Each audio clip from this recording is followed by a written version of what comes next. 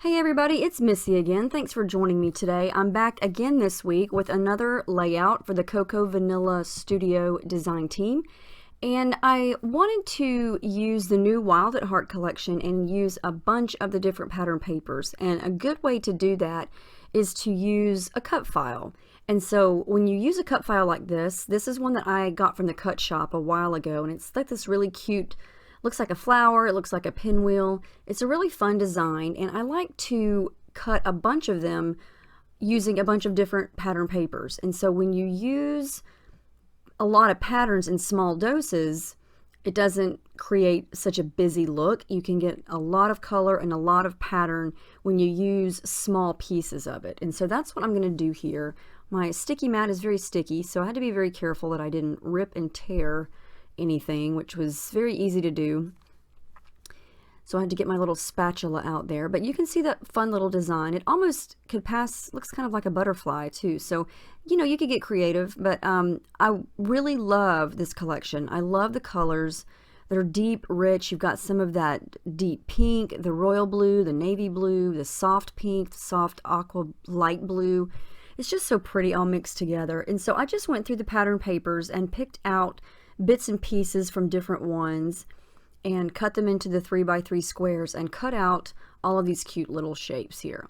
So I want to have sort of a mixed media artsy looking layout. So I'm going to use this black and white picture because I think it's really going to complement all the other colors in the paper, and I think it's going to make the photo pop as well. So I'm going to use this white and grayish wood grain paper that's called Artisan, and that's going to be my background. It's a great neutral, even though it's got some color and some interest. It's still considered what I would consider a neutral paper, so it's great for a background, and it's going to let all those other colors really pop and show. So I'm going to move everything over so I can do my mixed media work first, because it's one thing that I love to do is have the mixed media on the background, the paint or the sprays or whatever it is, just sort of peeking through everything else. And so I'm using some white gesso. I use this quite a lot, and an old credit card in my hand. And I'm just going to scrape it on and then continue smudging it so the edges aren't really crisp. I want the edges to be kind of hazy and faded. And so I've got that mostly dry, and now I've chosen some of my shimmer sprays here in lots of different colors. I've got several shades of blue. I've got some royal blue, some aqua, some navy-ish different shades, and I'm just going to spray it right onto the paper and then spray some water on it and kind of turn the paper sideways and different directions to kind of let it just kind of drip and blend together on its own. And I just want it to look kind of messy and splotchy, which is kind of, you know, how watercolor is. And this was lots of fun. I actually wound up adding a lot more water to this paper than I originally thought I was going to.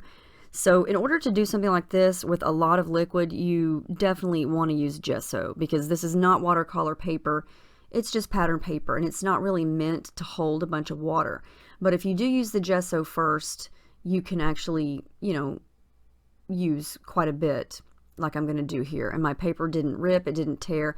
I was just careful. I tried not to use too much, and I made sure parts of it were dry before I went on to another area or another color. So I'm trying to create that really pretty deep pink color, and I'm mixing and matching some pinks and some corals, adding some water, letting it kind of blend together. I'm adding some more of my shimmers paints that come in the little pots there, the inklings and the creamies.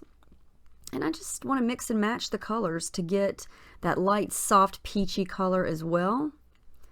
And I'm going to use my brush. I do use some packaging here, plastic packaging here in just a few minutes. And just use a little bit of everything here. You know, there's really no right or wrong way to do this, and it's all in how much you want and what kind of shape you want it to look like. You can see that when I use the brush, I get one style, and then as soon as I put the packaging over it, it totally changes shape. And so it depends on what you look, or what you want it to look like. Sometimes I like the brush look, but most of the time I like the way the packaging spreads the water or spreads the paint out and makes the edges look splotchy. Splotchy, is that a word? I use that word a lot, but I hope you know what I'm talking about when I say splotchy. So it takes me a while. Honestly, this took me the longest part of putting this entire layout together was working on this background. And for something that looks so messy and just thrown down, it really does take a while. And it's probably because I'm very meticulous and, you know, I just keep working at it until I get it like I want it. And that's just part of the fun for me. And you can see there, I'm really being generous with the water. And so there's a lot of liquid on this paper. And it's starting to warp just a little bit. But once I add everything down and it starts to dry, you can see there it's mostly dry. I love how it looks kind of shimmery. And got a nice little satin sheen from the creamies on there as well. So now I decide I need some of that navy color. So I'm pulling out more shimmers here. And if you want to know any of the names of these colors, you know, just let me know. I don't remember all of them off the top of my head because a lot of these I don't use a lot. Like I'm not a big navy blue person, I guess you could say. But in this collection, there is the navy blue and it's just beautiful mixed with all those other colors. And so I wanted to incorporate that into my background. But I don't want it to look dark. I want the colors to look rich, but not too dark. This is the shimmers I've had for quite a while. You can tell there by the older style bottle and the nozzle. I think that one's called Plum Pudding. But yeah, I'm just going to continue to go and add colors here, add colors there. And it looks kind of like a watercolor mess right now, but once you add everything on top of it, it completely changes the look of everything. And I know I say that a lot, but it is true, because I think that's why a lot of people don't want to try mixed media things like this, is because they're afraid they're going to mess it up or they're going to, you know, add too much or whatever. But look how it totally changes when you start to add your paper and your picture back on top of it. Looks totally different. And you know, the shape isn't really anything in particular. It doesn't really have anything to do with my picture. I know I use stars and hearts and circles a lot, and sometimes it's fun to just go with a different random shape and create a cool background, you know, even though it's not something that has a certain meaning for anything. It just looks cool. And sometimes I feel like doing that.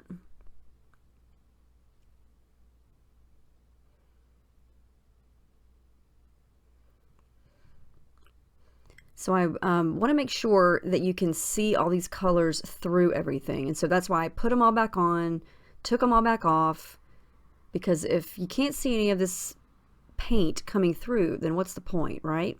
So I want to make sure you can still see plenty of it and that you know it's there. And I need more blue down at the bottom because you can't see it. It's not enough. So I'm just going to keep going. You can see why I speed this up, because if you were to watch this in real time, you would probably be watching a 3-day video, because sometimes it feels like that's how long it takes me to do a layout from start to finish. So of course I ran out of staples, and I just didn't want to take the time to reload the stapler, so I'm just going to use my tape very carefully to tape my tissue paper onto my picture. Now, in order for me to get going, I got to glue everything down. So I'm going to add a little dot of glue to the middle of each of these little designs here, these little pinwheels. And then I don't want them to be perfectly straight. I want them to be kind of crooked and, you know, just like kind of like they fell there.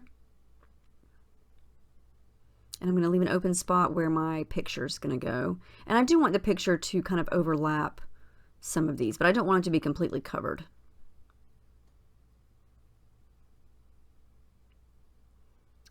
So I let it dry, and I ran some of this through my stitching machine, my sewing machine, and I used light gray thread at first, and then I went back over some of them with a darker gray thread and did kind of back and forth. And I love the texture. Look how they kind of curl up off the page. It's a great way to get texture. I love how that turned out. And so I have this really neat background that I really like, and again, it's just random, but I like it. And I put my picture on the right side of the layout, and I know I say this a lot, but it bugs me if I do it the other way. She's looking toward the left and her eyes are, you know, looking in that direction, and so I want her photo and the bulk of the picture and the embellishments around it to be on the right side of the layout. So it looks like she's looking across the page. And so now I'm going to take some time and just go through some of the die cuts from the ephemera pack. And I was challenging myself to not use flowers or the butterflies, because there are a lot of flowers that are gorgeous, don't get me wrong. And I love the butterflies too, but I was trying to challenge myself to not use those. And so that's why I'm kind of not picking those out. I am going to go through and use one of the flare buttons. And so, I got tongue-tied. For some of the layers behind my picture, I'm just going to use the parts from the pinwheels that I peeled off my silhouette mat there and just kind of make those a little bit crooked and add those behind my picture. I didn't want to add too much behind it. I didn't want to add something with a lot of pattern because I've already got a lot of patterns going on behind it, and I think it would just get lost. So I think the solids look a lot better.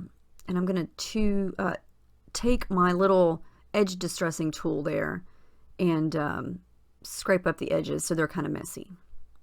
I don't know why I can't talk clear today. It's because I haven't had chocolate in a week. I think that's it. My brain needs chocolate. So yeah, I'm just going to play around. I'm going to keep playing around with the flare. I'm not going to wind up using the one I just picked up there. I am going to use a little sticker there that says perfect. And I am going to use another little label sticker there. And it's got that light blue color, and it's going to make a great little layering piece. And then I've got some little banner pieces with some sentiments scattered around and one of the rubber charms. Those are super cute. And I want to use one of these wood veneer as my title. And I leave that there for a little bit, and I wind up not liking it. I don't like the way it looks right there. So I just kind of play around with things. I layered in a flower, but I don't use that. So when I'm not sure of what to do next, I just say, hey, let's add some thread. So I pulled out some navy blue thread, and that's what I'm going to do. I'm going to add a little bit of it under the right side. No, that's the left side.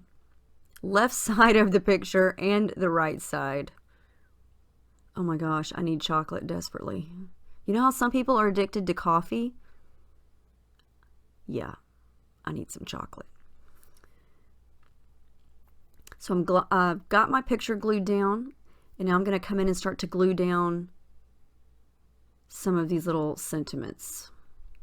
And that one that I have in my hand there that's the mint color, that's one of the rubber charms. Those are so cute.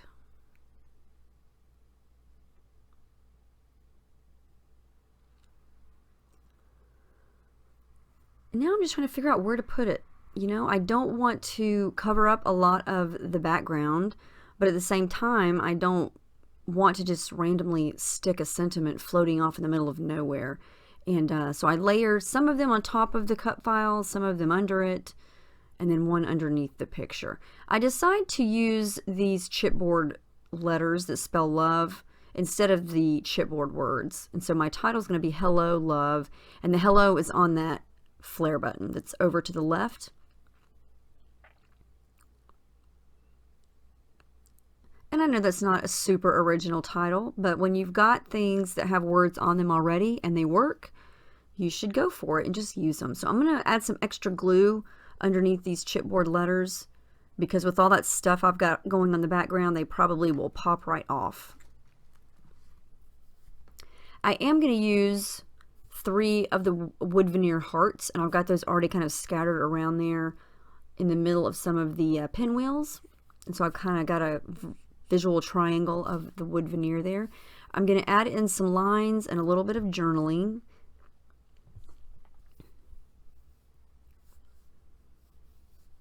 And I'm going to make sure everything's glued down. I kind of did a lot of things out of order on this layout. I usually do my journaling last, but you know, sometimes things just go backwards. The last thing I'm going to do is add some of the navy blue ink for some splattering, and then I did add the date stamp, and that's the final layout. It's different. I like how it turned out. I love how the background turned out, and those rich, deep colors from this collection are so pretty. Sometimes I just like to make a messy, random layout that doesn't really have anything necessarily to do with the picture. So I think I achieved that. I like how it turned out. I think this is a beautiful collection. So let me know if you have any questions about any of the techniques or any of the products. Make sure you check out the Cocoa Vanilla blog, and I have that listed down below. And thank you guys so much for watching. I'm going to go get some chocolate, and I'll see you guys in the next video. Thanks for watching. Have a great day.